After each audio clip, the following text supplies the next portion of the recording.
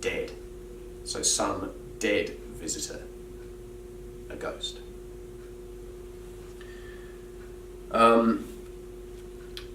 The fourth stanza, again, riffs on this theme, a bit more repetition, and the thing that I most want to draw attention to, which Christopher Lee draws attention brilliantly to in his reading, which we heard before this lecture, is the final line of stanza 4, darkness there and nothing more.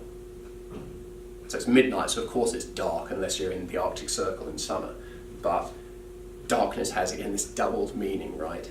Darkness doesn't just mean night in a sort of gothic, scary poem. Darkness means the sinister, maybe even death. So that means sinisterness, death there, and nothing more, which is a very bleak statement. And then in stanza 5 we come to some of my other favourite lines in the poem, so let's do this whole stanza. Deep into that darkness peering, long I stood there, wondering, fearing, doubting, dreaming dreams no mortal ever dared to dream before. So it's a little bit unclear as to what the speaker means by this, but I think by a process of elimination we can work it out.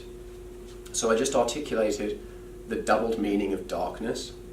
It doesn't just mean the darkness of the sun having gone down, it means darkness as the sinister and of death.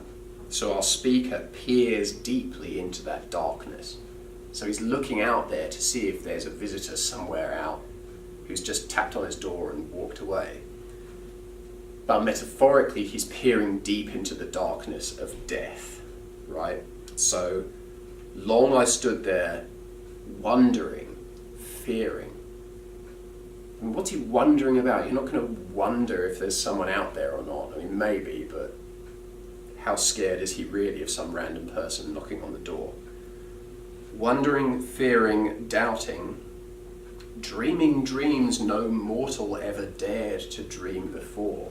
So, dreaming dreams no mortal, so someone still alive, ever dared to dream before.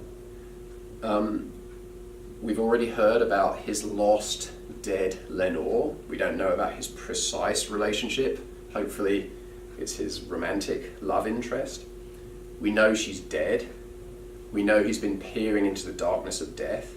And now he's dreaming dreams that no mortal, someone still alive, someone just alive, ever dared to dream before. So he's dreaming dreams of immortality, the opposite of mortality.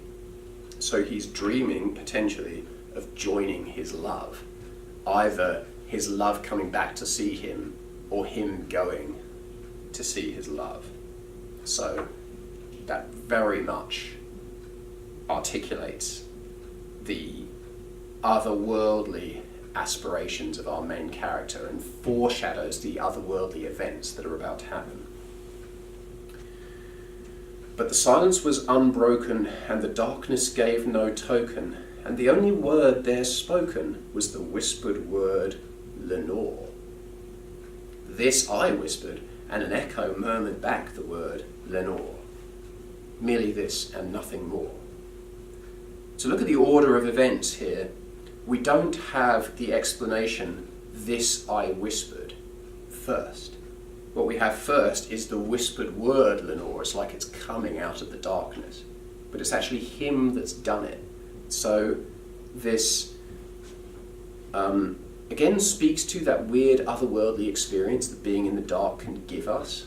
Weird things happen, optical illusions. We see lights in the sky and think they're UFOs or something. But it also speaks to the way in which our character is actively creating the circumstances for the uncanny to happen to him. He whispers the word Lenore, but we first hear the word almost coming out of thin air, coming out of the darkness. So this is a piece of psychological horror. This is a poem where our main character creates the horror for himself.